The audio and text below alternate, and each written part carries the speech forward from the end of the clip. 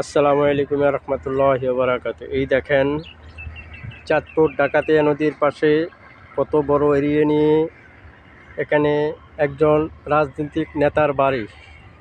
আমি তার নাম বললাম না, রাজনৈতিক নেতার বাড়ি।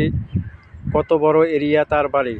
তার বাড়িতে দেখার মতন বিভিন্ন ধরনের সুন্দর পরিবেশ তৈরি করা হয়েছে। বিভিন্ন ফলফলাদি গাছ আছে, বিভিন্ন বসার মতন, ঘোরার মতন, দেখার মতন গাছ আছে।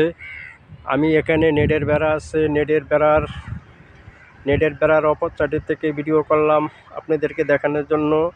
এখানে সব ধরনের গাছ আছে। তার বাড়ির আয়ত্ত অনেক বড়, এরিয়া অনেক বড়। এই যে তার বাড়িটা দেখা যাচ্ছে, এখানে বসার মতন, ঘোরার মতন, লোক আড্ডা দেওয়ার মতন এখানে পরিবেশ। এখানে বিকাল হলে মানুষ আসিয়া এখানে ঘোরাফেরা করে এবং আনন্দ ভোগ করে। নদীর দক্ষিণাল ঢেউ, দক্ষিণাল বাতাস উপভোগ করে। এখান থেকে নদীতে প্রচুর দক্ষিণাল বাতাস। এখন বেলা 4টার দিকে, এখনও রৌদ্র আছে।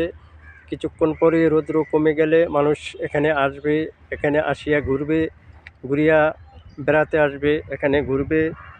বিভিন্ন লোকজন আসিয়া এখানে ঘুরবে। এই যে ডাকাতিয়া নদীর পাশেই ওনার বাড়ি, ডাকাতিয়া নদীর পাশেই ওনার বাড়ি।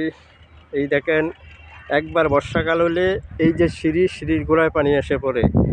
ওই যে রাজনৈতিক দলের নেতার বাড়ি। এই দেখেন কত এরিয়া, কত কিছু এরিয়া, সব ধরনের ফল গাছ আছে, সব কিছু আছে এই বাড়িতে। দেখার মতন অনেক কিছু আছে এই বাড়িতে। আসসালামু আলাইকুম রহমতুল্লাহি ওয়া বারাকাতুহু। সকলেই ভিডিওটা বেশি করে শেয়ার করে দেবেন সকলে দেখার উদ্দেশ্যে।